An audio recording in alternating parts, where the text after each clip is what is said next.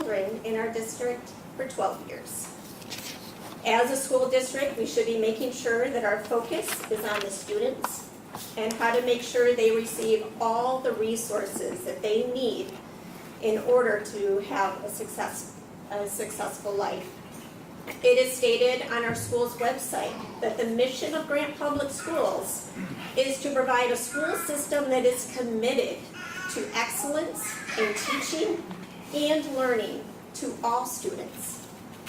Part of that commitment is to make sure that our students are cared for physically and mentally. We have over 600 students who use the Child and Adolescent Health Clinic. I fail to understand how taking away that resource falls in line with our mission statement. Are you saying that physical and mental health of our students doesn't matter? Are you saying that a child struggling with their physical and mental health learns just as easily as a child with all of their needs met? According to the Suicide Prevention Research Center, mental health problems can affect a student's energy level, concentration, dependability, mental ability, and optimism, hindering performance. Research suggests that depression is associated with lower grade point averages, and that co-occurring depression and anxiety can increase this association. Physical, emotional, and mental health all play a part in the success of a student in the classroom. As a parent and teacher in Grant Public Schools, my own children use the Adolescent and Health Clinic. I have a daughter who will be a senior and one who will be a freshman. Between my two daughters, they use the clinic 5 times during the school year. They were able to go to school, attend their appointment, and return to class within 45 minutes, rather than missing a half day or an entire day of school.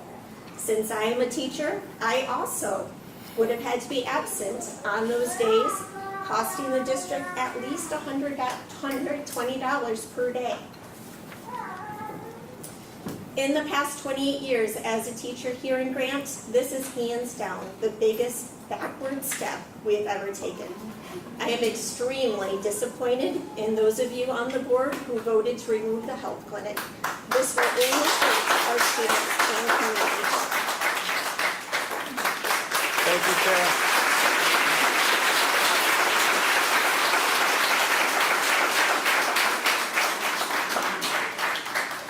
Can we have the mic turned up? I don't know if there's a way to turn the mic up or not. Can you hear that okay? There you go. Thank you. My name is Julie Tacko. I'm the CEO of Family Healthcare. Family Healthcare has a rich history of serving small towns and rural communities in Michigan. We started in 1967 as the first community health center in the state. And today we operate 6 main clinics, along with 3 school-based health centers in Newaygo, Lake, Mecosta, Osceola, Wexford, and Saukee counties. We're serving over 23,000 patients a year at our locations.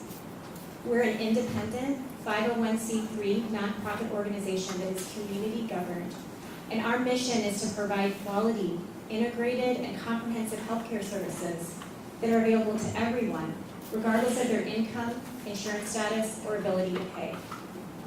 We're all here today at this meeting because of the children in the Grant community. For 13 years, children in the Grant schools have had access to a wonderful resource within their school, the Child and Adolescent Health Center. Last year, Family Healthcare provided nearly 700 kids with services at the Grant Health Center, a high level of need in a small district. Having the school-based health center sets Grant Public Schools apart from other districts.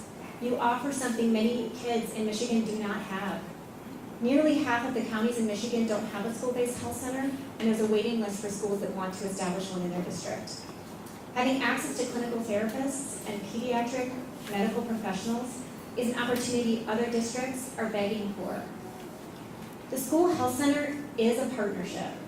It's a partnership with the Grant Public Schools, Family Healthcare, and families in this community. First, there's the school. You'll hear, as you've heard just now, from staff and teachers about how they depend on the health center services for the well-being of their students. This partnership requires the support of families, And in order to use our services, families must sign a consent form. You'll hear today from families whose children had significant health issues that were finally able to get treatment at the Child School-Based Health Center in Grant. Families are invited to join our Community Advisory Council, where we provide updates, seek their input, and get their approval for health center policies, including our consent for services policy. Families of over 680 children this past year chose to use the Child and Adolescent Health Center because it works for their families. In no other office in town are Grant kids put at the front of the line for medical and therapy appointments. Family Healthcare has had a great partnership and open communication with the superintendent, the previous school board president, and past school boards.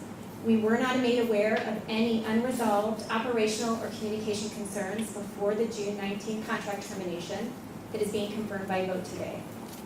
We want to continue this partnership and work together to do what's best for Grant students. Thank you. Thank you, Julie.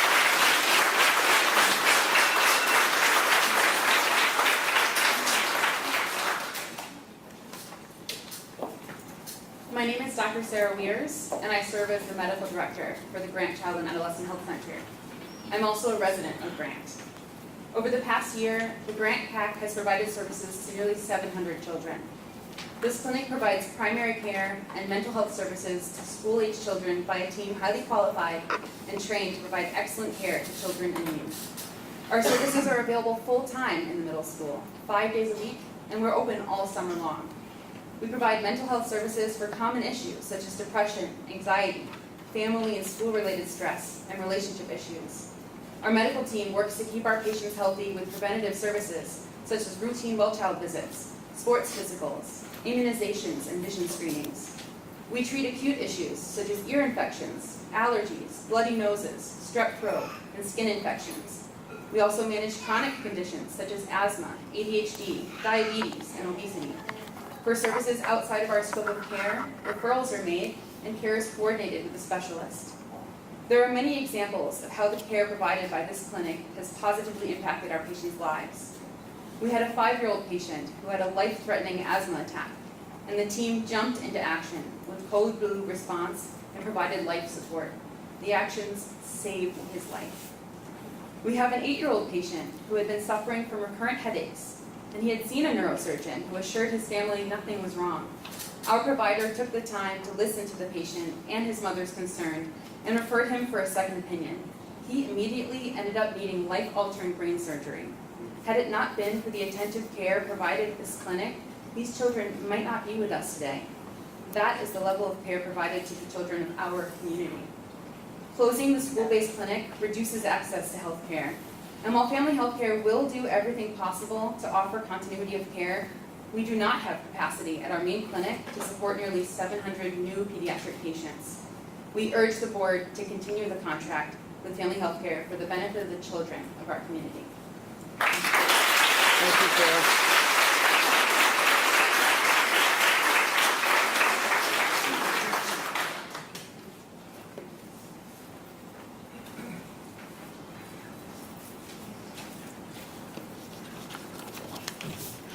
My name is Elizabeth Gutberg, and I am a behavioral health therapist with Family Healthcare with my office based out of the Grant Child and Adolescent Health Center.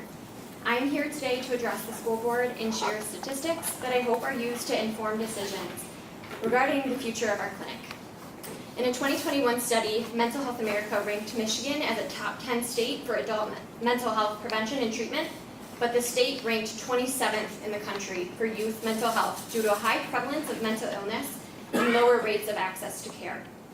At the Grant Child and Adolescent Health Center, our behavioral health therapists have accounted for 1,611 behavioral health visits since June of 2022.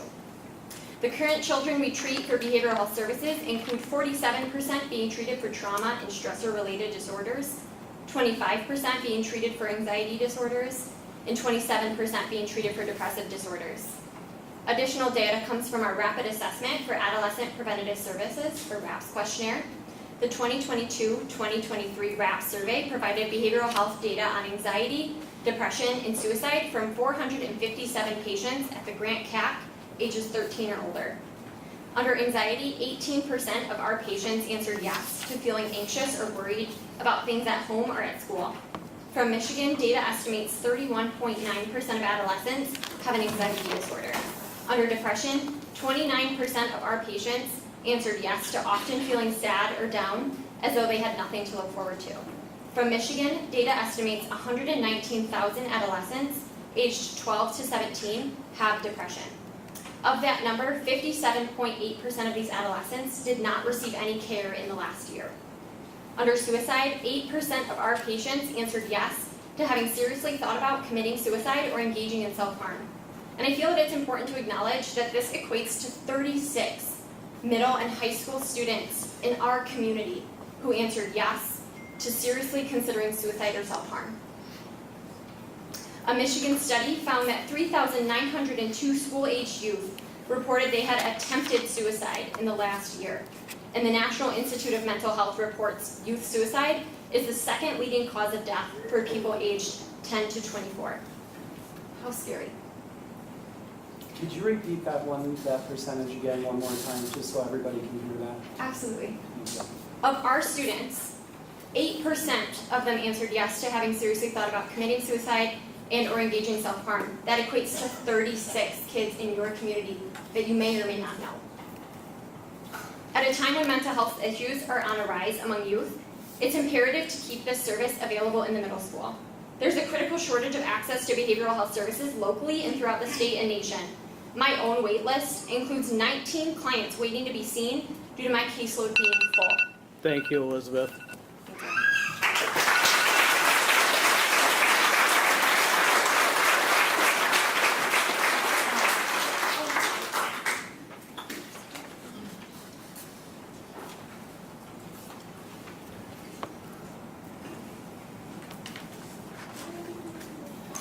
My name is Lori Donati, and I work at the as a clinical patient navigator at the Grant Child and Adolescent Health Center. I'm also a citizen of Grant. I've been a citizen my whole life, and I'm proud to say that I, along with my 6 kids, graduated from this school district.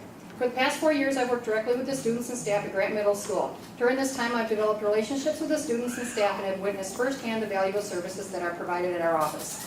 Those services often go beyond the scope of clinical care. The patients feel comfortable with the staff at our clinic. They have developed relationships with us. They and their parents trust us. This is one of the unique benefits of a school-based clinic as opposed to a traditional outpatient medical facility. Students will often come down to our office just to chat with us and tell us how their day is going, or just to see how we are doing. Much like teachers, our staff serves as mentors and role models to these children. If this clinic closes, these children will come back to school next year and they'll have a void in their health care and trusted connections. Students will expect to see the clinicians who work to build a relationship with them, to build trust with them, and who cared about them if they were sick or suffering from mental health concerns. But those healthcare workers will be gone from the school entirely. These children will be forced to seek health care outside of the school and likely outside of our local area. Their parents will have to find providers who are accepting new patients, including providers who will be willing to accept Medicaid patients or patients that have no insurance. If they find a new provider, these kids will have to start from scratch and build a relationship and level of trust, and often takes a great deal of time to establish. If they can't find providers accepting new patients, they may go without health care altogether. Our staff also serves as an extension of the school staff. We are connected to the schools and participate in school events and activities. We also are guided by a community advisory committee consisting of parents, school staff, community representatives, and youth who provide input and guidance for our services provided. We ask that you do the right thing, keep this clinic open, and keep the long-standing relationship and partnership that Grant Public Schools and Family Health Care have had for many years. And I also want to add that I'm very disappointed that you guys are not representing our kids in the public here, and that I don't feel you have our kids' best interests at heart.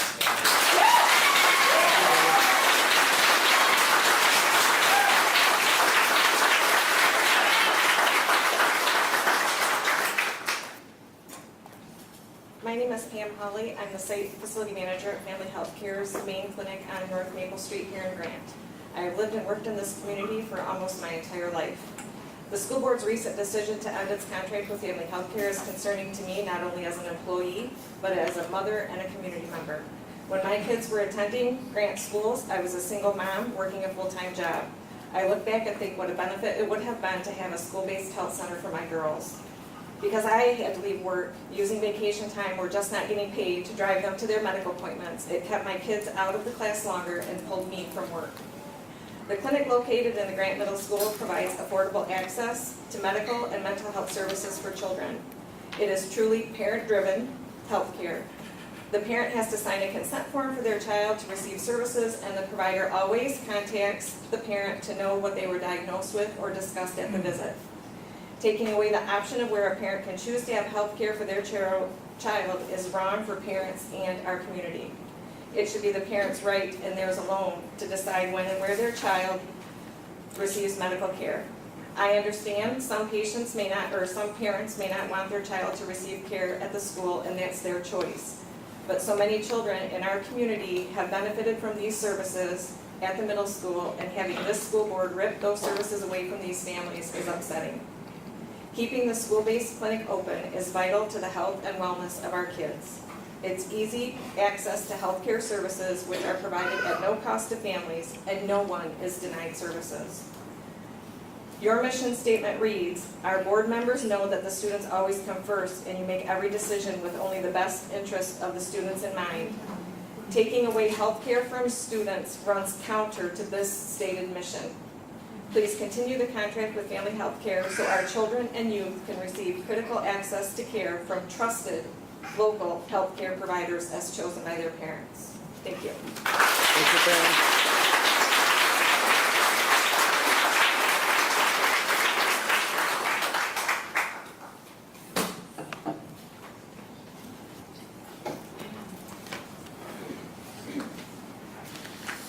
Mi nombre es Yuridia Cortés. Soy asistente administradora de las instalaciones en la clínica de Family Health Care en Grant.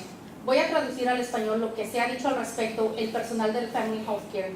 Family Health Care ha recibido atención médica en la escuela de Grant Middle School desde el 2010. Durante el último año, hemos atendido a casi 700 niños que recibieron atención de salud en conducta y comportamiento. Esta clínica brinda atención médica, pediátrica, conveniente, accesible y elimina muchas de las barreras que a menudo impiden que los niños tengan acceso al cuidado médico, como por falta de transporte o que los padres falten al trabajo para llevar a sus hijos a las citas médicas y la falta de seguro médico. Brindemos servicios sin costo para las familias. Es verdaderamente un cuidado para la salud impulsado por los padres.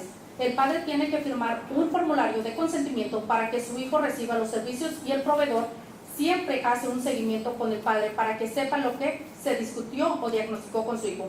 Quitar la opción donde un padre puede elegir tener atención médica para su hijo es incorrecto para los padres y para nuestra comunidad. Los padres deberían tener el derecho de elegir y decidir cuándo y dónde su hijo reciba atención médica. También está guiado por un consejo asesor comunitario compuesto por padres, personal escolar, representantes de la comunidad y jóvenes que brindan información y orientación sobre los servicios prestados. Hay muchos ejemplos e historias de cómo esta clínica ha impactado la vida de los niños. Podemos hacer referencia a un caso reciente en el que un estudiante estaba inconsciente y pudimos salvar la vida de este niño. Y a menudo va más allá de la atención médica. Nuestro personal sirve como mentores y modelos a seguir para los estudiantes, quienes a menudo visitan la clínica algunas veces solo para conversar. Si la clínica escolar cierra, haremos todo lo posible para garantizar la continuidad de la atención médica. Sin embargo, nuestra clínica principal no podrá absorber a casi 700 nuevos pacientes pediátricos, lo que significa que una cantidad de niños se quedarían sin acceso a la atención médica a nivel local. Su declaración de misión dice: los miembros de nuestra junta saben que los estudiantes siempre son prioridad y se toma cada decisión teniendo en cuenta solo los mejores intereses para los estudiantes. Quitar la atención médica a los estudiantes va en contra de esa misión declarada. Family Health Care y las escuelas públicas de Grant han tenido una gran asociación durante muchos años. Continuemos el contrato con Family Health Care para que podamos continuar esta asociación y garantizar que nuestros niños y jóvenes puedan recibir acceso directo a la atención de proveedores de atención médica locales y confiables, según lo elijan sus padres.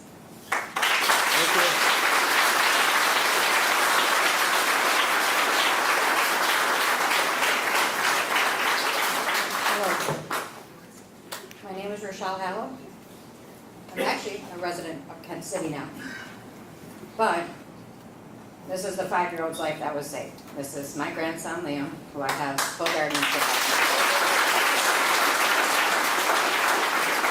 of. I've got to tell you, he's 6 now, because he'll get upset if I don't. So today, I'm here to advocate for my grandson and children. The main reason I'm here is because the Child and Adolescent Center, the staff there, saved my grandson's life.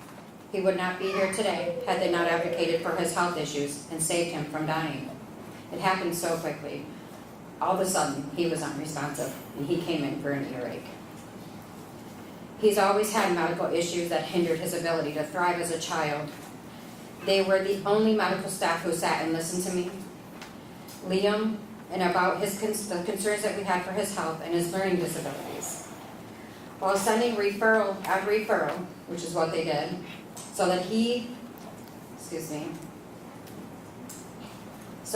could get the proper care that he needed, they did what no other doctors have done. They cared for us. So here we sit with a lot of answers to what has been going on with him: eczema, allergies, asthma, annual appointments with his endocrinologist because he carries one antibody for type 1 diabetes. It's all because of them, because they care, because they know how to treat people like they should be treated and taken care of. If you take away their services, I will promise you that you will be losing a vital part of this community and the help that this community so desperately needs for families that can't advocate for themselves. If you brush aside the majority of this community that relies on these staff members, you are also pushing aside the community you so desire to help. You wouldn't be helping at all. You would be betraying the oath you took to uphold this town and the people and the children who live in it. Thank you.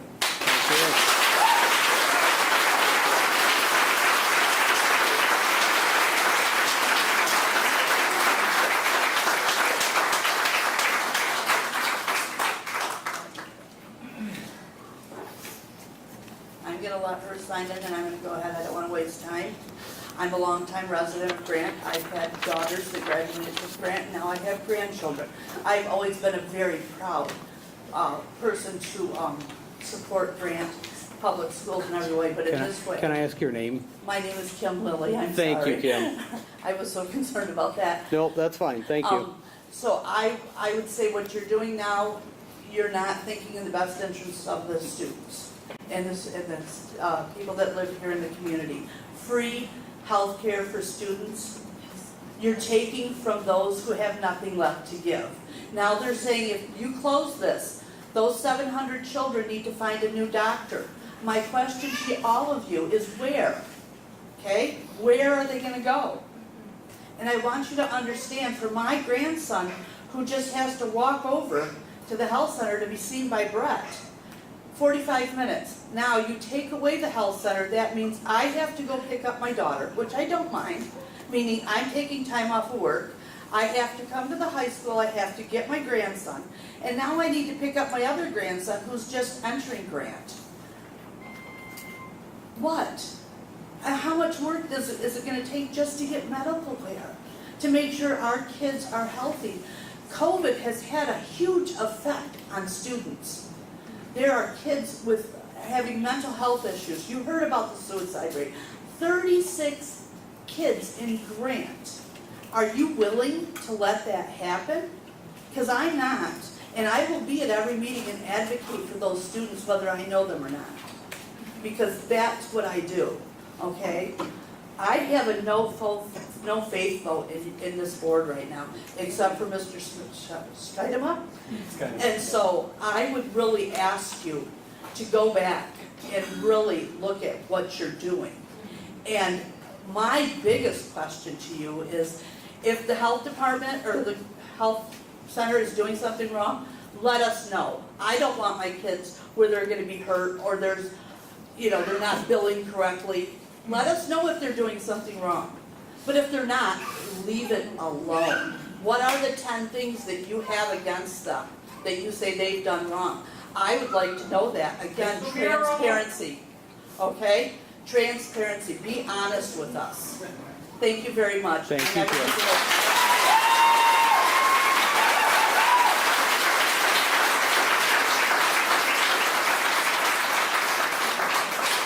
Okay, we are running up against the 30-minute time, so this is going to be the last public comment for this time period, okay?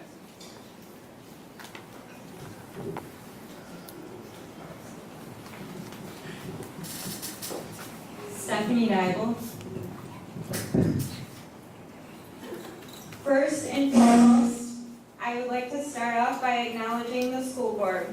Serving as a board member is a thankless job. It requires many hours of your own personal time and talents, and often results in incredibly valuable time taken away from your families or other things that you care deeply about. I don't want those sacrifices and efforts to go unnoticed. I don't know all of you personally in this room, however, I truly have an immense amount of compassion and love for each and every one of you, even if our viewpoints on the challenges at hand differ. Today, I'm here to express care and concern for our community. As someone who has literally had to fight for health coverage my entire life, I understand the depth and struggle of having nowhere else to turn. To have no other options, yet absolutely need that care to live and thrive. There are members of our community who, like myself, at times, have no other options or nowhere else to turn. Closing the Child and Adolescent Health Center is a detriment to our community in more ways than I can state. This decision takes away critical access that allows students health care that may not otherwise receive it. Health care that in many ways can be a part of what helps them be the best version of themselves. I'm also here as a member of the community who does not have the ability to drive for 17 years. This is not by choice, rather it's a product of circumstance. I long for the freedom to just jump in a car and go where I want, when I want. Currently, in our county, there is no public transportation. We have students in our community who have parents or guardians who are unable to just jump in their car and drive them to places like Grand Rapids or Muskegon, and in some cases, places even as close as Fremont or Newaygo present their own barriers.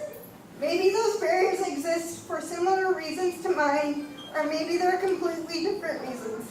No matter the circumstance, the Child and Adolescent Health Center, not having the Child and Adolescent Health Center may prevent students whose only reliable source of transportation is a school bus that they use in the morning and prevents them from seeking the medical care they need.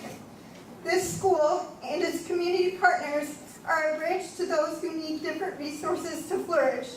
The heart and value of this community is found in our ability to meet people where they are. Knocking down the pathway to the health center only increases barriers instead of minimizing them. Thank you, Stephanie.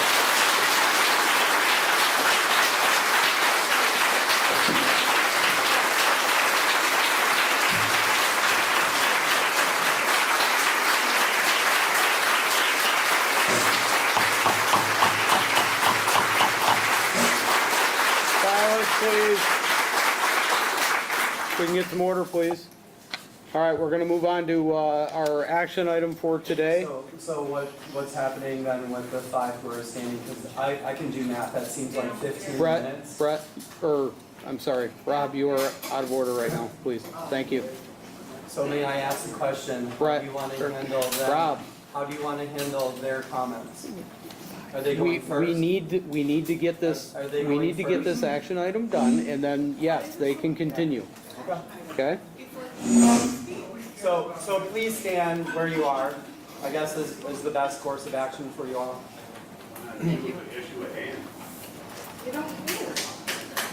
All right, well, let's move on then. Mr. Zuber, please. All right, the board is asked to approve the following resolution to approve the resolution, which reenacts all decisions made by the board in its Board of Education meeting on June 19th, 2023, without adversely impacting the validity of the decisions made by the board, such as meeting or otherwise being deemed to make any admission contrary to the board's interest.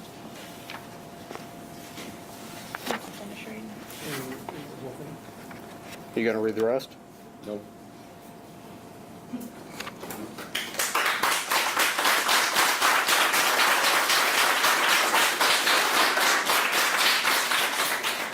Okay, the rest of that says it is the recommendation of the superintendent to approve the resolution.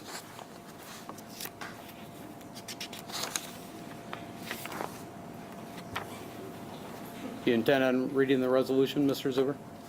Oh, you just did. You got it. No, I'm good.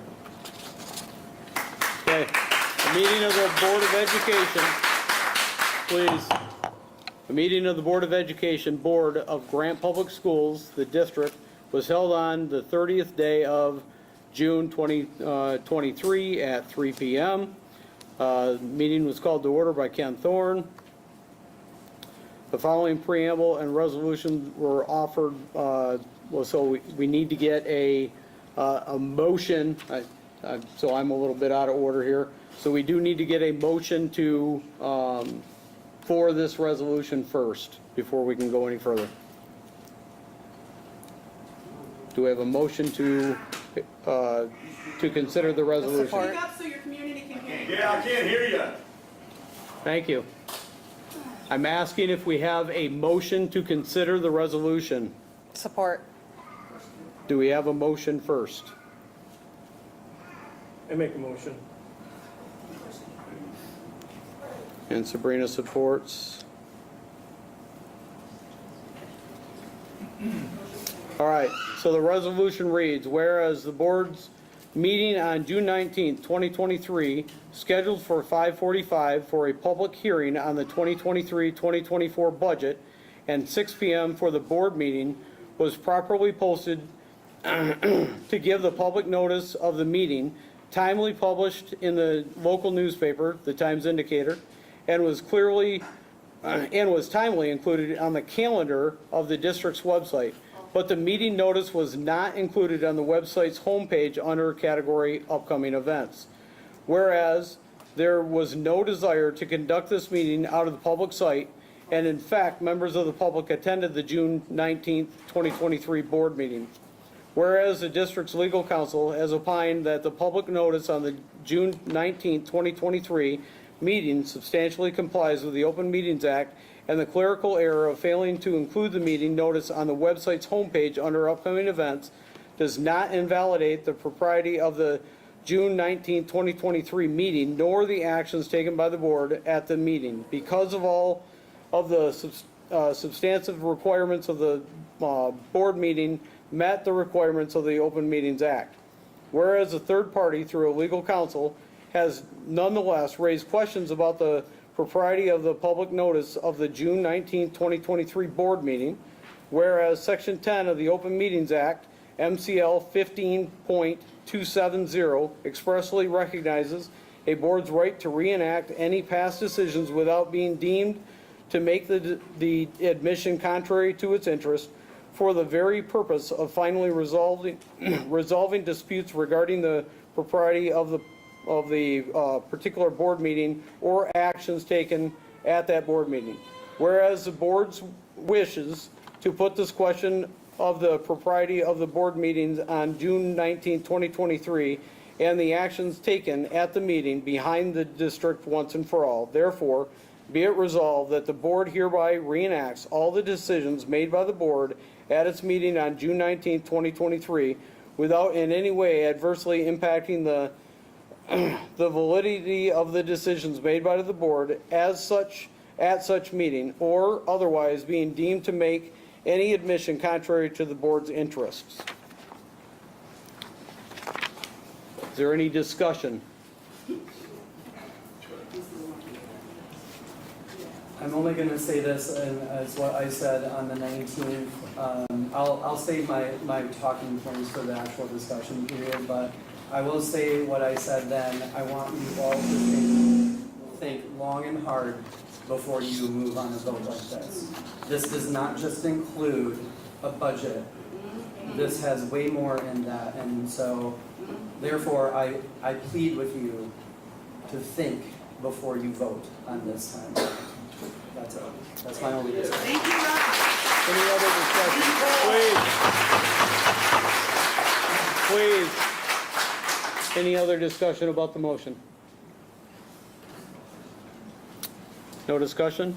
So no one's going to talk about this. Why are you shutting it Well, we down? talked about it on June 19th. So therefore, what we talked about and what was presented, that's what the decision was based on. So let's hear that now. We'd like answers. Okay, thank you for answering my question. Okay, any other discussion on this resolution? We are right here, yes. Yes. Okay, we'll call for the vote. Rob? Recall! Further outbursts will cause us to remove people from this meeting. Okay? There's no need. That's a hard no for me. Rich? Yeah, Aye. Aye. Aye. Okay. Motion passes. Great legacy. Yeah. Thanks for protecting the welfare of our children. Okay. People. Okay, we are into discussion items on the agenda. Yes, and I'd like to start this off. So I have a few points that I'd like to make, but I actually would like to just ask some more questions and clarification on the rationale and the decision making that went into the June 19th. The surprising, quite honestly, baffling move for Treasurer Gort here to bring up, file a motion to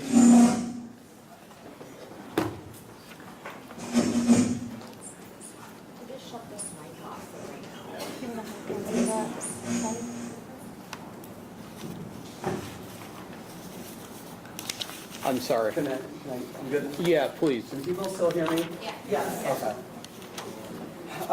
As I was saying, I was taken aback. I was completely blindsided. I was in no position to, from an education perspective, be able to ask questions about the decision making that went into that motion. I only could speak from the heart and my experience as an educator, and what I see and observations through my work with school districts, not just this one.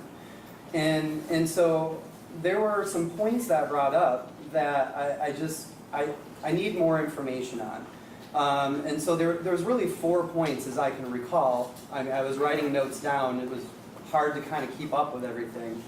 But cost was one of the factors that was discussed, that the Child and Adolescent Health Center does not pay like rent. So we're footing that bill. So did you have any time to look and see what the costs are to the district to house the Child and Adolescent Health Center here in the middle school? Did any of the 4 of you look to see what our bills, our expenses were by housing this facility? I'm not sure if you're probably aware of a couple of times that I have requested further information and or some type of resolution even regarding to my security concerns with it being open to the public. That's next on this. It was shut down, completely wasn't even acknowledged. Okay, well, I'll help you out here. We pay basically utilities and some copies, but I'm not going to argue with, or try to figure out what the cost of copies are. But roughly, we our out-of-pocket expenses for housing that is about $5,000 a year. So let me repeat that, $5,000 a year. what's that based on? That is based on looking at the utilities, because that's all that we're really covering for them. We have the available space, so it's lighting, it's cooling, it's electric, it's that, and then copies, that was brought up. So no, I'm answering your question. No, this is my discussion time. And I'm asking, Okay. when you mentioned copies, so is the school covering office expenses? I'll donate that money. Okay, so Mr. Zuber, maybe you could shed a little bit more light on how much our copy budget is per year and how much it will hit. We're saying, but so we can get to that. But I will tell you the information I got is based off of a formula looking at all of our yearly utilities and then the size of the space. Because it's not necessarily just all cut and dry. I mean, we have several facilities here. And then in this particular building, there are lots of, rooms with lighting and everything, but, factoring in the space, the use, it's roughly $5,000 a year. If you want to talk with Brett and our accounting, department and whoever's paying for writing the checks for our utilities, you're welcome to inquire further. But do you know how much it would cost to replace the services provided by the Child and Adolescent Health Center? Any guesses? I'll wait. This is your time. Go ahead. Okay. Yeah. All right, so thinking of staff, both in administrative, but then also, to run the books and everything. But more, I think importantly to what your points were, is the care, the medical care. And to replace that, it would cost us roughly $439,000 in out-of-pocket costs. So where are we getting the money to replace the services that we're going to lose by terminating this contract? And I'll wait. I don't know what the interference is, if that's one of the news cameras or these microphones, but we need to get that adjusted or fixed, please. This is why. So can we get these mics moved so that we stop with the interference, please?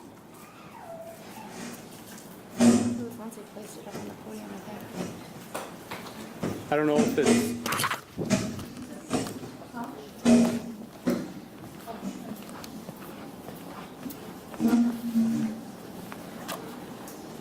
That's not the source of the interference, you're welcome to put them back.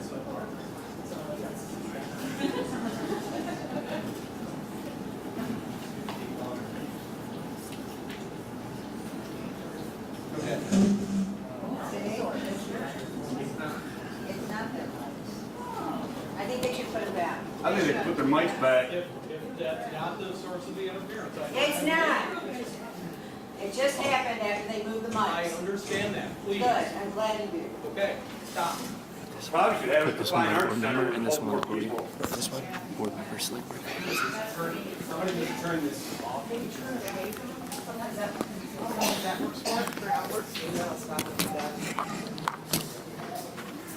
I mean, if I need to, I can use my teacher voice. Would it be helpful if I stood? Yep. Yes.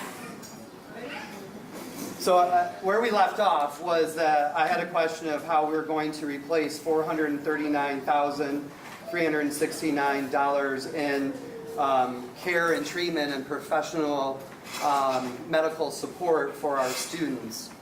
Because right now I'm seeing that, I guess we would save the roughly $5,000, but I'm wondering where we would make up for the difference in the health and well-being of our students. And again, I can repeat that I have brought concerns and questions a million times to the proper chain of command, and I never get responses. How can we get questions answered when they're not being answered? So what she said is she has constantly been asking for this kind of information and not getting it. I don't know how to tell you how to get information better, but I don't see where that comes into warranting, dismissing, and terminating an entire contract. To me, what that sounds like is an opportunity to sit down at the table, and there have been those opportunities. I agree with you, and that's what was asked for. Okay. All right. I'm gonna. People. Ma'am, you need to stop. I'm going to move on to not bog this down. All right, so the second and the concern that was brought up, and you just mentioned it again, is security issues. Now, we have discussed as a board, you don't really want to talk a lot about security, in a public forum, but all I will say is there are 2 cameras out there. One is a Ring camera, so the staff at the Teen Health Center can actually see and talk to anybody standing outside their door before they buzz them in. That, I don't know how much more safe and secure you want it from that.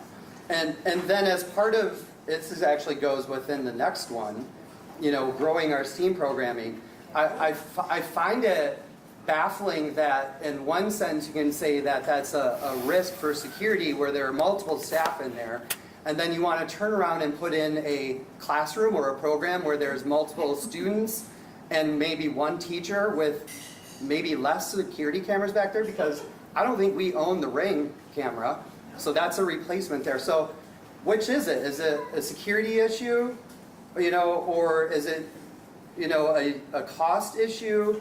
Or is it what you said, also growing our STEAM program, which I said at that meeting on the 19th, space is not an issue here.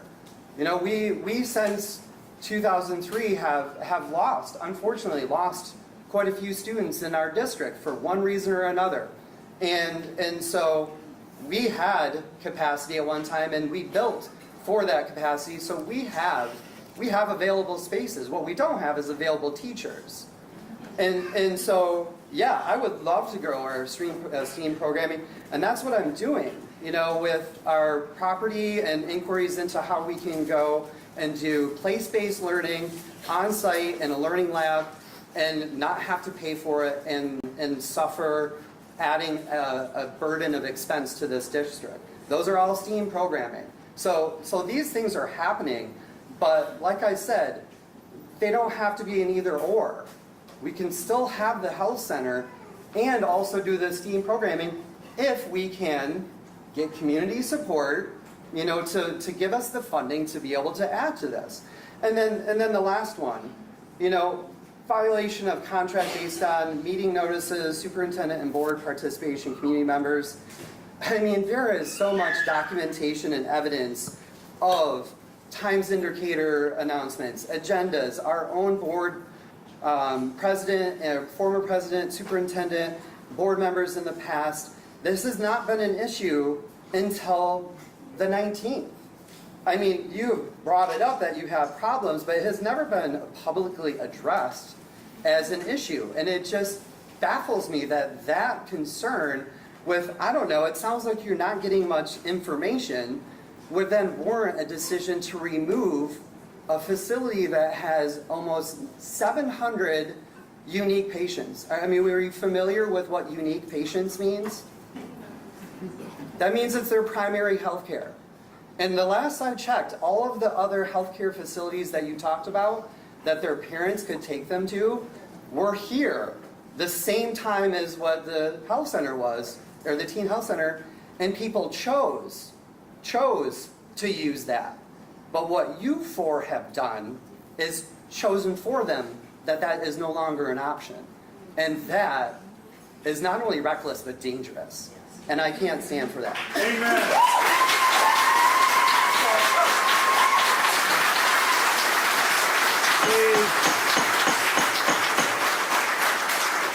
In closing, as an educator, I learned a long time ago that you don't use the word parents because that implies a lot. In a low-income district like ours, in a low-income county, that's making a lot of assumptions that our kids have two parents at home can take a day off. They might be living with an aunt, they might be living with an uncle, they might be living with a tia, they may be living with an abuela, they may be living with a cousin, they may be living in foster care. To assume that they have the same opportunities that the four of you do to make arrangements for a day or two is short-sighted and, again, reckless. And it does not say or stand for what's on the back of our placards. It's all about the kids. I find what your actions are go a completely opposite of that. Okay? We also had, or they had in there, over, I had it a minute ago, 2,885 visits. 2,885 visits for sports physicals, whatever it could be. Where are all of those people going? Just like what the members of this community are talking about. And I don't know about you, but the number 37 of our kids who have expressed suicidal thoughts or actually took action in harming themselves is an unacceptable number, and one's too many. One is too many.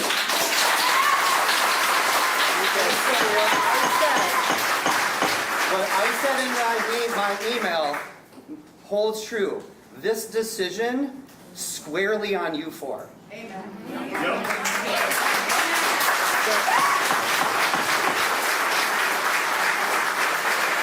Go Grand Tigers!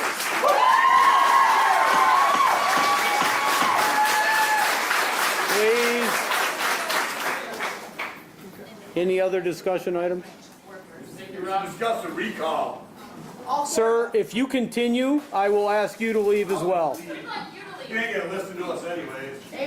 Thank you for your.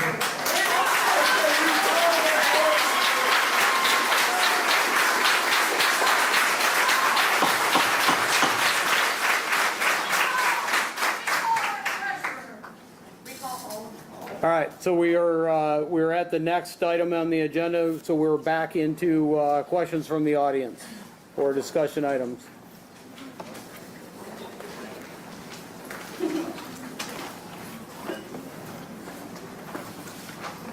My name's Soraya, oh, that's not on. I can use a teacher voice too, because I am a former. My name is Soraya Woodruff Gall. I went to Grant until 7th grade. I left Grant when my parents moved, and I was gone in the West for 17 years. I lived in Utah, and I decided that it was time for me to come home. And instead of moving to Ludington, where all of my family is, I decided to move to Grant, where my roots were. And today, I am so mad at myself that I decided to come back here. 100%. Also, I am so disappointed in all four of you for voting to remove Grant Teen Health. My children's health and their education are my top priority, as it is everyone behind me. You have put my family and many families in a predicament. Maybe you aren't aware, but you probably are if you have health care right now, or if you try to go and see a healthcare provider. None of them are taking on patients. None of them. It took me 2 weeks to get into my care provider to get my sinus infection looked at. 2 weeks. It takes me to get into my health care 3 to 5 months for all of my medical problems. I may look like I don't, but I have very many medical problems. No doctors are taking on patients at all, as I said. Whenever I had a problem with my children, who my children love you, Miss Lori, by the way, you are their freaking favorite. You are very welcome. I would call Lori and she would ask, can you get in here in 15 minutes? Every time that my children were sick, maybe tops 2 hours. You can't get that type of health care around here at all. So I would love to hear from you, the board, where I am to take my children when nobody in this community are taking on any more patients, and I'm vying with 600, 700 other parents and children. So where am I to go? My daughter cannot get her physical this year because, yes, I'm a single mom. I couldn't take off the time when they were doing it, and I finally had some time off. Where are they to get their physicals? My daughter plays 3 sports. Now she will not be able to play sports. Thank you to the 4 of you. My ex-husband also lives in Utah, 1,800 miles away. What am I to do? I'm a single mom. Yes, I may work full-time. I don't have time to take off for my children to take them to the doctor. I don't have the money. I do not have the means. My car, she can't go very far. My car can drive 15 miles right now without me wondering and freaking out that it'll break down. Thank you. Thank you for your time. Appreciate it.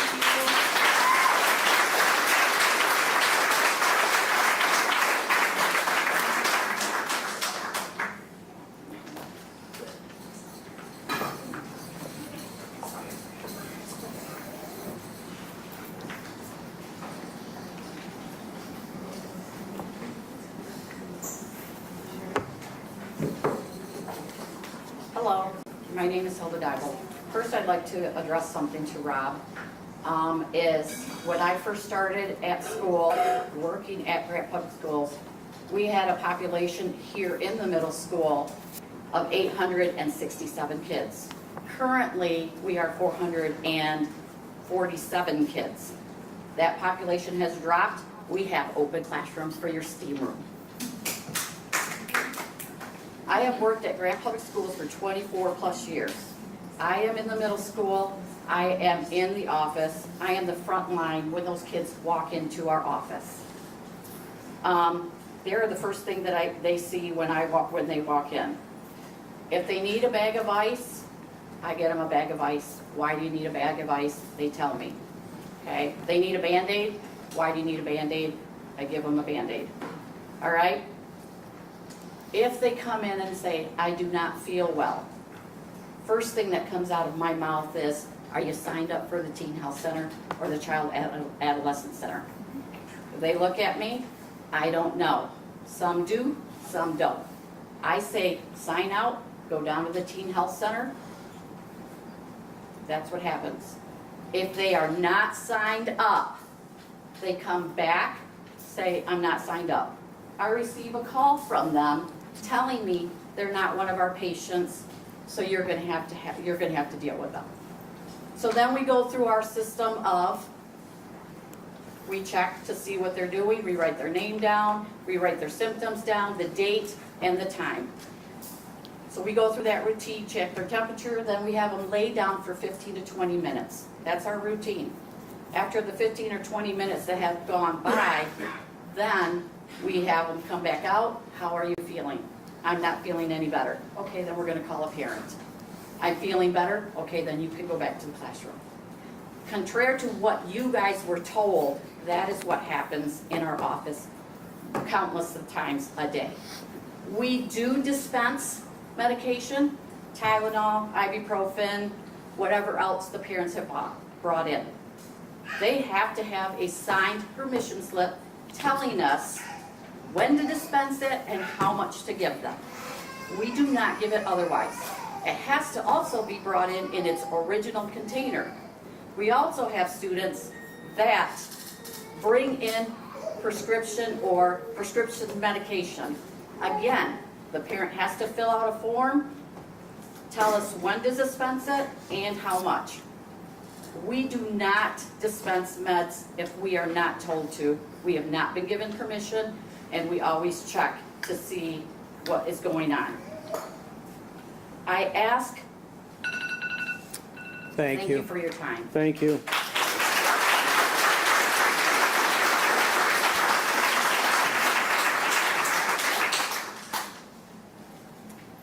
Good evening. My name is Quran, Quran, last name Griffin. I am here representing District Health Department number 10. District Health Department number 10 supports school-based health services as a best practice and significant method of increasing access to health care.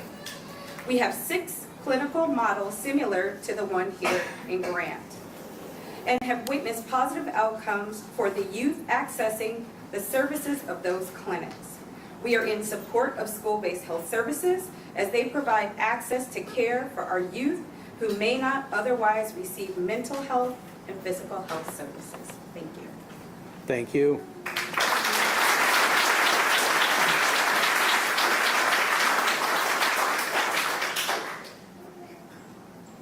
Just a second, gotta write my name. My name is Danette Gessler. I am a teacher and have been here for 25 years, so I am using my teacher voice. We moved here 25 years ago when our family was quite young because my husband was called to a local church as its pastor. I understand religious beliefs. I understand spirituality. What I don't understand, and my question for you, is you have been elected to a public school board, which separates church and state. And this is not being separated because everybody knows. We even have proof of screenshots from things on there. Everybody knows this is about the mural. Please, please realize kids' lives are more important than the mural. It really is. Please just vote for kids. That's all we do. That's all we want. And thank you, Rob, for voting yes, or voting for us. Thank you. Thank you.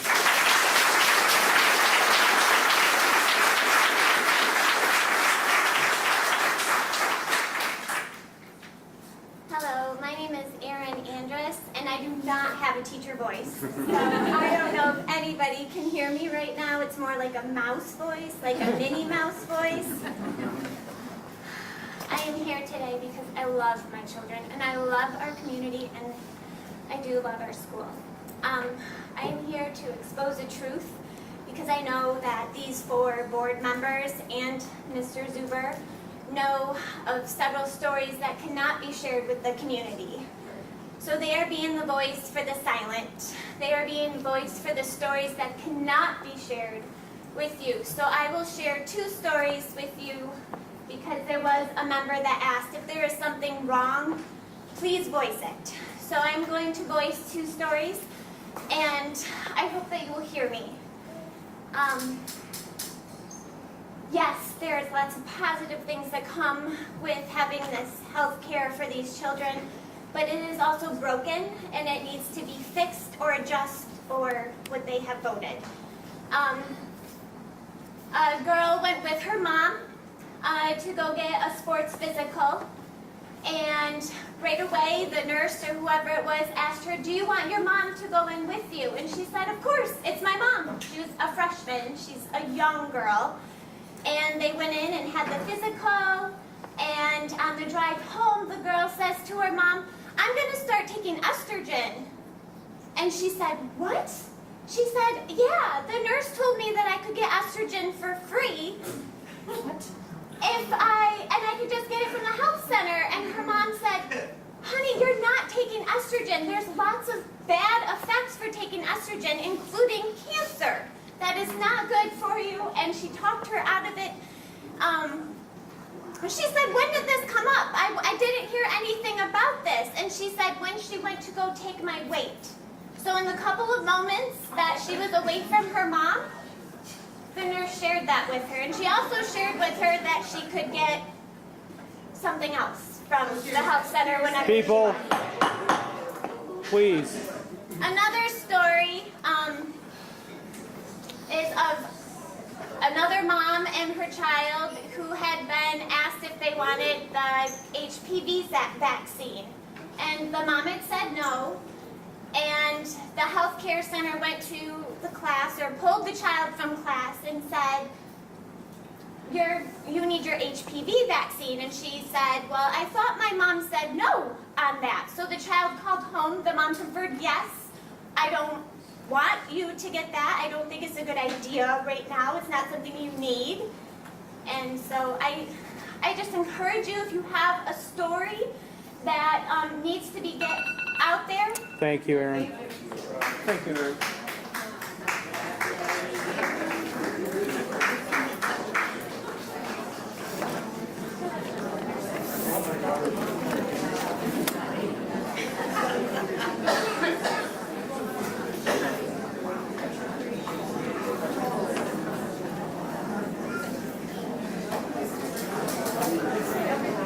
Hi, my name's Melissa Olson.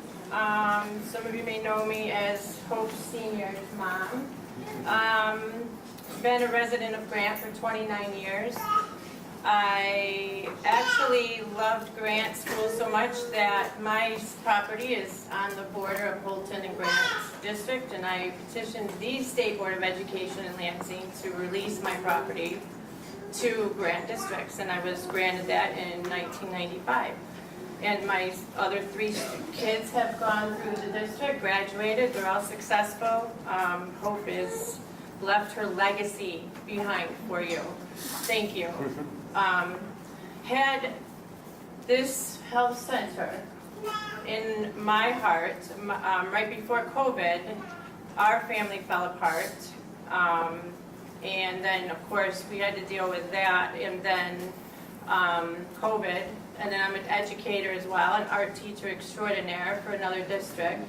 Did my student teaching here, I believe, in Grant Public Schools as a place to grow and express yourself freely. And I appreciate this time to be able to express myself.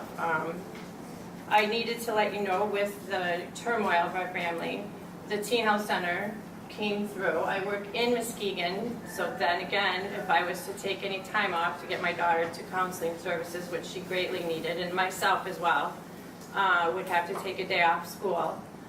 Being an educator, I also had COVID a few times, and being out of sick days, being out of time, being out of money, being out of hope. It was very hard, and what came through another family to us, that if I call for a counseling appointment for my daughter, they're saying, how are you? How are you doing, Mel? How are you doing? You know, they care, and that really matters to me. And I feel that what happened in this room this past 6 months has been disheartening, and as you called it, reckless, because what you're doing is gambling basically with our students and our ability to raise them the best we can. You're taking away one of those avenues, one of those partnerships, as we like to call it. And let's face it, this world is overwhelming. The people and the programs that you offer there are just, they're there. They're there if you need them. They're there, if you don't want them, don't go to them. You know, if you don't like the look of the mural, walk out. Call them on the phone. You don't have to look at it. It's a point of expression that I feel has come between us. And I've personally seen Thank you, Melissa. somebody's... Thank you. Sorry, I was not done. No, you're good.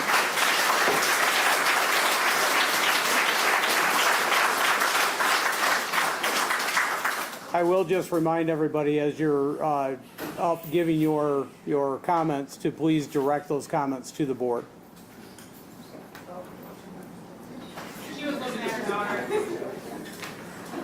My name is Julie Rogers, and I had a lot to say. We can't hear you. Can you try to keep your voice? Keep your voice. I always got in trouble for talking loud. Oh, we don't care today. All right, so I had a lot to say because I looked at the difference, the impact that you guys make on the community you say you serve, and the board members, your governing board, like someone already brought this up. The board members know that students always come first. They make every decision with only the best interest of students in mind. So, I'm a single parent, live right down the road here. When I went to school, mind you, it was a long time ago, we didn't have anywhere to go.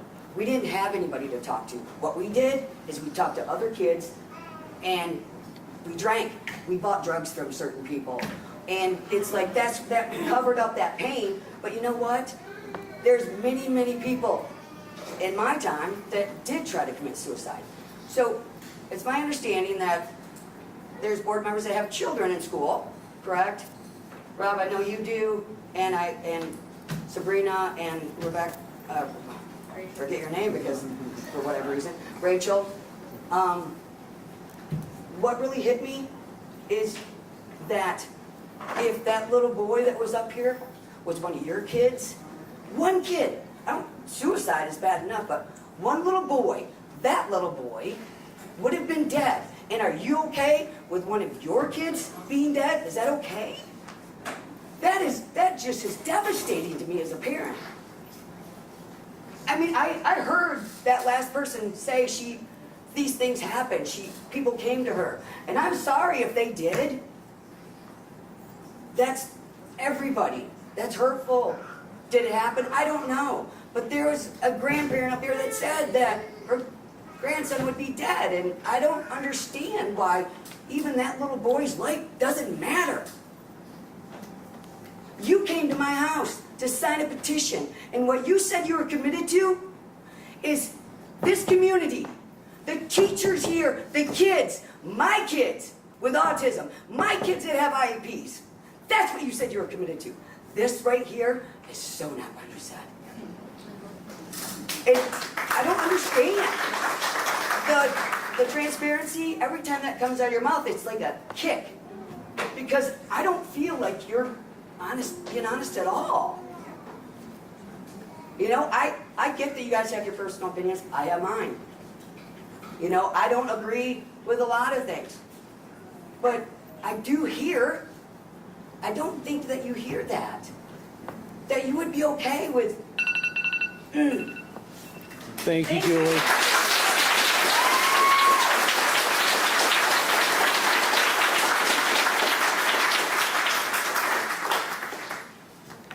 Hi, my name is Debbie Church. I'm from Grant. I've been from Grant my whole life. My kids graduated from Grant. I too was a single parent. Prayed you would have had this health care when my kids were in.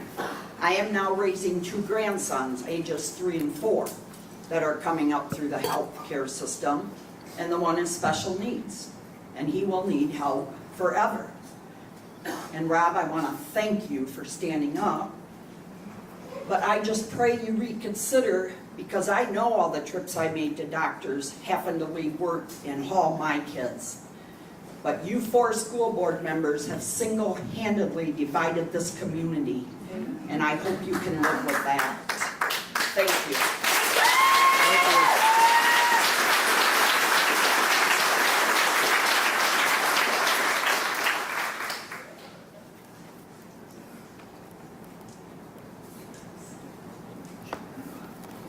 Hello, my name is Samuel Wright. I'm from Grant.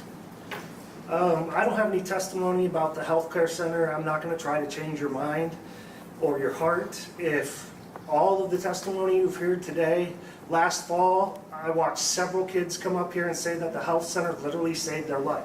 If that didn't change your mind, then you're not capable of changing your mind. So my only question is, resign. All 4 of you resign so that we don't have to recall you, although you're not doing this for the kids. This isn't a Christian school. We're not based on Christian nationalism. This is school for everyone. So resign. Thank you. Thank you.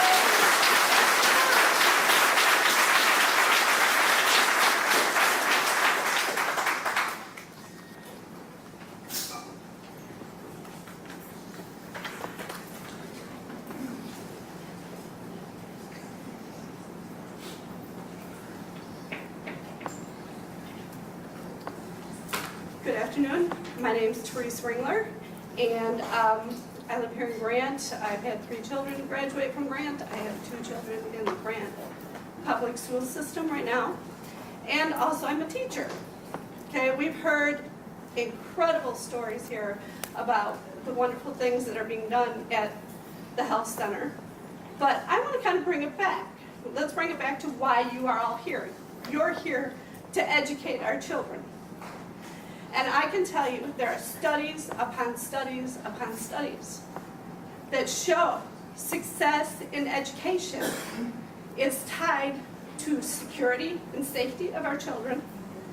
It is tied to attendance in school for our children. Okay? Our God has created these amazing brains that cause us to focus on what it takes to survive first, and then move on and learn and expand. And when 2/3 of our students in Grant are economically disadvantaged, survival is getting in the way of their education. And if the health center can help create some security and some safety so that they can focus on education and on learning and being successful students instead of simply surviving, then that's what you're here for. Thank you.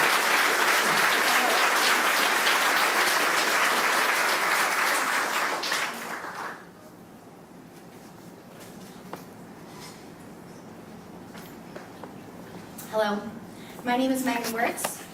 I am a member of this community. I live in Grant, and both my children have attended Grant and graduated from Grant. I stand before you not only to emphasize the significance of the Child and Adolescent Health Center within our school and the need for accessible health care in rural communities, but also to advocate against the decision to remove this essential facility. The recent decision to eliminate the center is not only misguided, but also detrimental to the health and well-being of our students. First and foremost, the CAHC plays a pivotal role in promoting the health and welfare of our students.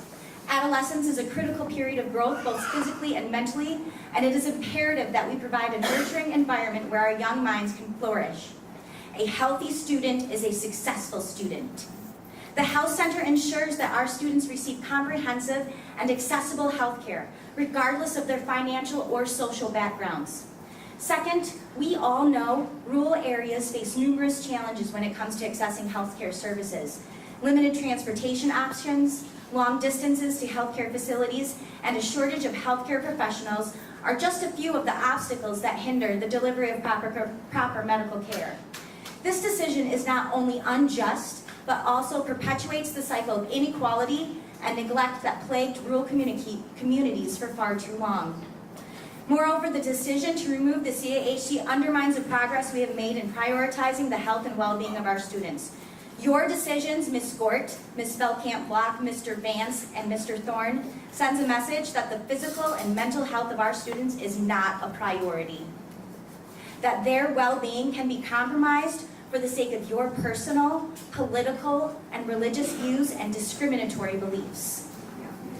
We must not allow our students to bear the brunt of your bigotry and short-sighted decisions.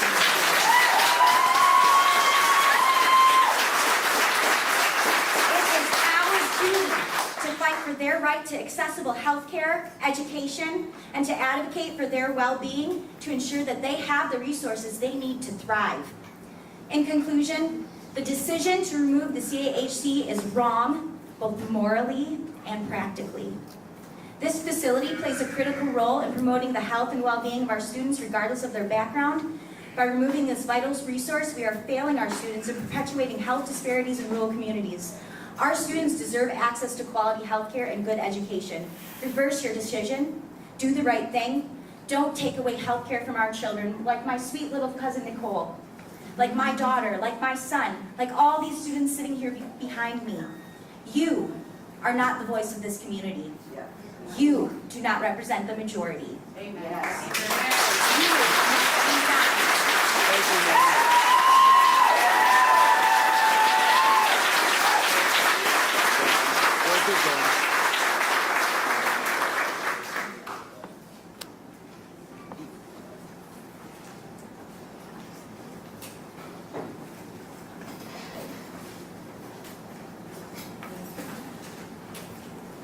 My name is Fawn Benson-Skidema, and I am here this afternoon to simply remind the board of a couple of policies under board member ethics, policy number 144.2.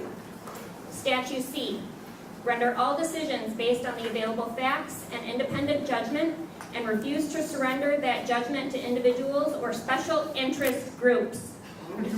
Statute I, avoid being placed in a position of conflict of interest and refrain from using their board positions for personal, partisan gain. Statute K, remember always that their first and greatest concern must be for educational welfare of the students attending the public schools. I also want to remind you that there is an open board position. I'm going to read what is on the Grant Public Schools website. An opening exists in the Grant Public Schools Board of Education. Interested individuals who are registered electors of the school district should submit in writing a notice of interest describing their background and experience that they feel would enable them to positively contribute to the work of the board. Please send information by 4 p.m. on July 5, 2023 to kanderson@grantps.net or Executive Secretary to the Superintendent, Grant Public Schools Administration Building, 148 South Elder Avenue, Grant, Michigan 49327. There is also a board meeting on July 10 at 6 p.m. in this same room. Thank you. Thank you.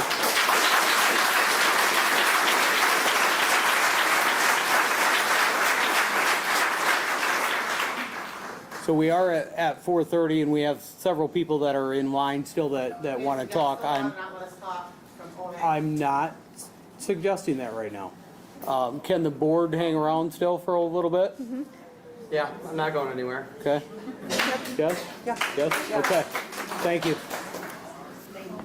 Hello, my name is Stacy Wright. I graduated from this school 20 years ago with a couple of these ladies at the table. I don't know if we all graduated, it was a close call there. But the thing that I would like to say is that I'm not going to try to reason with the four of you or Danette who couldn't show up today, which she should add her to the list of people who should resign. But what I want to say is, we can't reason with you. If these people can't convince you, I think I've been telling all the people behind me, I'm gonna go the route that I went with my children's school district, because they go to Forest Hills Public Schools. Their school board is full of brilliant minds, more like Rob Skidema, very intelligent people, great group of people. And we had to get the ACLU of Michigan involved with certain board members. We had to get the Attorney General involved. And guess who happens to also be super interested in what the four of you have done? So you're just not smart enough. You just don't have that critical thinking to pull off what you think. I love the smug look on your face, Richard. You're not smart enough to pull this off, okay? So if you think that this wet blanket of a person came to the last meeting and just decided, hey, I just had a thought, let's close down the Teen Health Center. I have totally not talked to any of these other board members. We're all a lot smarter than that, and we're a lot smarter than you. So enjoy your time. It's not gonna be as long as the Teen Health Center, okay? Thank you.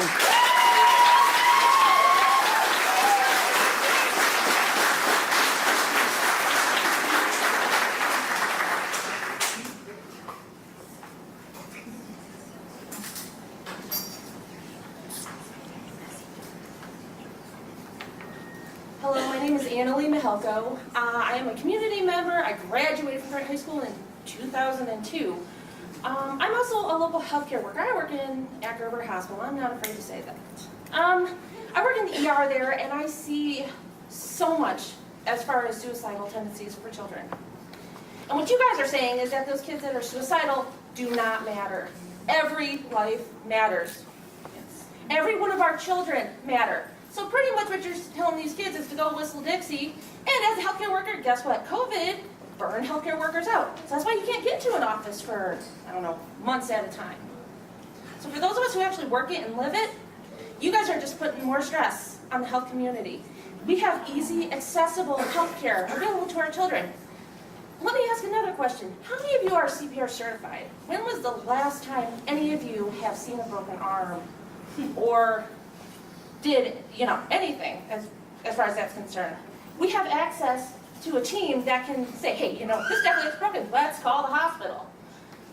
You guys just shove that aside, and you're shoving our kids aside. Like they don't matter.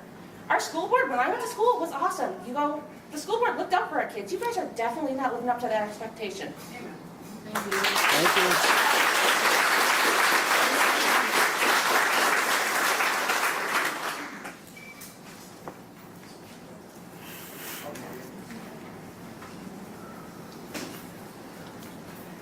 Hi, I'm Jody Wallace. I have 3 wonderful, smart, amazing children who come to this school, and I love Grant. I don't think that the hierarchy of needs is being met at all, because you have to physical safety, mental safety before you can learn. If you can't learn because you don't have your basics met, then you're screwing these children. And one thing else that has not been brought up, you guys have heard all the facts. For one of my children, we were on a waiting list for 1.5 years to get mental health counseling. 1.5 years for private insurance. To find out within, 2-3 visits, that was a crappy relationship. It was not a good fit. So it took us 1.5 years of my child going through stuff to find out it didn't even work. And you're literally taking away what makes Grant work.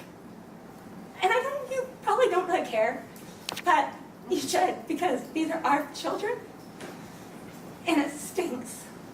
Thank you.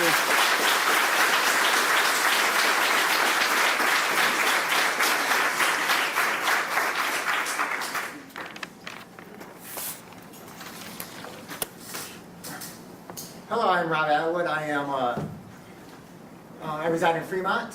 I was a former custody coach here for 3 years, and throughout my time, I was also graduated here in '04. You know, I don't really have much in the game here per se, but I hear the division online and social media. I hear from family members what's happening in our community. It breaks my heart. I have a question for the board here. Why do you do what you do? Why? For the kids. Anyone else? Why do you do what you do? I'll also throw in there for the teachers, administrators, support staff, and everybody that makes public education. Well, that's why we see. We do. I also want to show you you're all leaders, right? You have voted onto a school board. Leadership is influence and responsibility. That's leadership. Are you fulfilling your leadership effectively? The action of your influence since June 19th meeting turned the health center, injured the community, made kids really nervous, made them lack hope. The thought of the community doesn't care for them. Is that what you want? Do you want that? I believe the four of you could be a really big heart issue. I see on social media and to the community that you four may be devout Christians. I'm a professing Christian myself. What's happening right now is not showing the fruit of the Spirit. It is not that creating division, hatred, animosity, and lack of trust in you all. And again, who do you serve? Who do you serve? The students, right? The students, right? What is student body here in Grant? Full of trauma, right? Poverty, high ACE scores, acute childhood events, right? I was born in Grant, born and raised for 20 years of my life here in Grant, right? I was a child of trauma. The TNL Center here works with students with trauma. Because I grew up one day, my dad yelled at me, right? They have resources here to help that out, right? If, let's say, there is a sexual abuse going on at home, they reach out to them as well to help out at the moment, right? And in Grant, and throughout the whole county, that does happen, sadly, right? There's broken homes. Not about your background, it's about their background.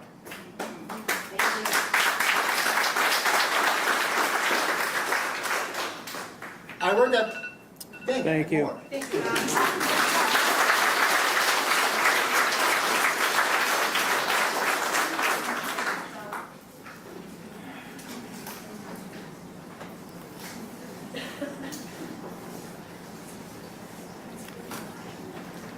My name is Tracy Hargraves, and I'll try to use my teacher voice. Thank you. 2 years. 2 years is what it takes to get into Corewell Spectrum for ADHD testing. 2 years. That's the waiting list for ADHD testing for Spectrum. This health center can provide that in a much quicker time doing the same testing. 2 years waiting list. You can call any Spectrum Corewell place. Trying to get my daughter tested right now. She can't get in. 2 years. You start there. 36 kids.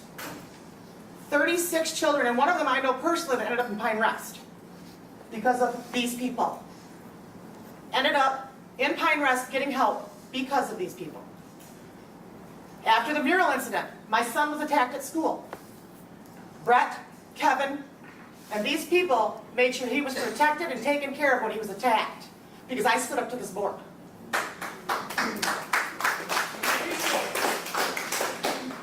I can sit here all day and I can say everything these people have said too. I'm gonna put it this way. You guys preach transparency. Time to be transparent. We want video of every meeting. We have a videography department. We want video of every meeting. We want agendas put out prior. That way we know what we can come look for. We should be informed as a community to know if we can make it to a meeting or not. The 12th meeting, it's still on your Facebook page of the 12th. You guys may have switched it on the 19th on your little calendar and on your board out there, on the administration building, but it still shows on your main list, the 12th of June. So a lot of us missed it. Do you think I would have missed a meeting? I don't miss these meetings because of the stuff that happened in October. I didn't know about it. I missed the 12th one, I knew I was going to be here, I back up. The 19th one, I had no clue about until I get phone calls afterwards. You guys want to play, somebody had said you were not smart, and we know you're smart like Fox. 3 of the 4 of you were seen at Wendy's before the meeting last Monday. 3 is not illegal, 4 is a quorum, so we'll just go with that. So people are watching you guys. Rachel, Richard, and Ken, you were seen at Wendy's, having dinner. That's not illegal with 3. But then you come in and do your vote, it looks really bad. Transparency from this board. All right? I want to thank Rob and Brett for standing up for our kids. Him not wanting to read that tonight shows what kind of a man he is. If he didn't want to read what you guys are trying to vote in, that shows he's a stand-up guy, and I thank you. We've had our issues in the past. I earned a whole new respect for you tonight. Rob, I can't say enough about you. Thank you. I think everybody here agrees with that. We want transparency from this board, Thank you, Tracy. and it's time. Thank you, Tracy.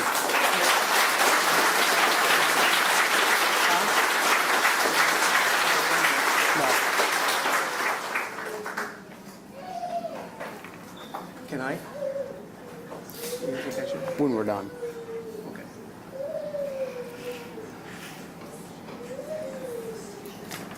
Michaela Willett. I'm going to make this as short as I can. I am a single mom to Miles. In 2021, my son started to have headaches, as everybody called them. He missed a total of 30 days of school that school year because he would get a headache, and the nurse, or not even nurse, they didn't even have a nurse, the secretary would send him home. We started taking him to the ER, to doctor's appointments, after 2 different doctors telling me that my son was just having headaches and we should take him to a pain clinic at the age of 7, I turned to Brett Stacer. I went into his facility, he immediately ordered an MRI, and we started looking at our options. We went to one doctor, he referred me to one doctor, it didn't work out. We went to another doctor, who then told us that my son had Chiari malformation and was going to need almost immediate brain surgery. He was in a 5-hour-long brain surgery. He had to stay home and do nothing for 6 weeks straight after that brain surgery because of how severe it was. If it wasn't for the fact that Brett Stacer seen my kid in a timely manner, we don't know if he'd be here today, or if we would have gone to a different facility who would have put him on addictive drugs and made his life not what it should be for a 7-year-old.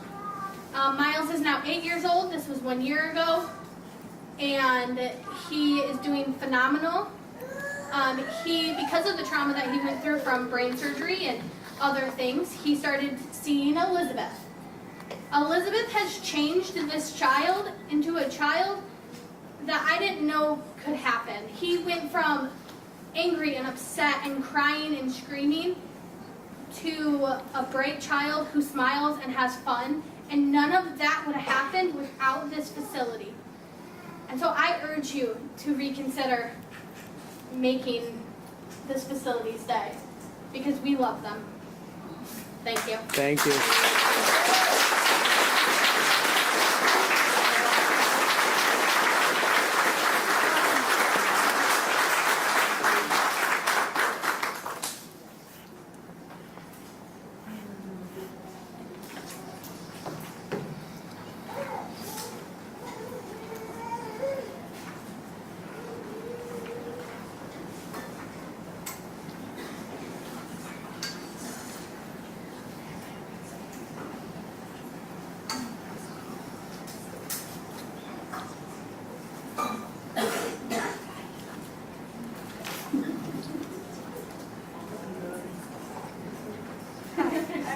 Wilson. I was in Grant for 12 years. I went to school here all my life. The Teen Health Center opened when I was in kindergarten, and now that the class of 2023 has finally left, you guys want to close it. You have not only taken that opportunity away from the children here at Grant Public Schools, but for those parents and guardians that are single as well. The Teen Health Center is more convenient for those who have full-time jobs because their kids, if they're in the high school, can just walk over. The Teen Health Center has helped me through my mental health. They've given me coping skills to manage it, and they have let me open up to somebody I can trust. Not every home has the person that they can trust. I want to thank that medical staff for helping me, and that giving me the courage to talk to somebody and talking to you guys today. You guys have made a lot of children upset about your decision, and I would like you to reconsider it.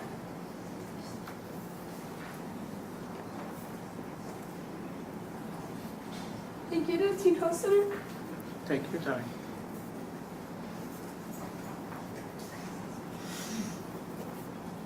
Now I need to cope with my mental health. And thank you guys. Thank you.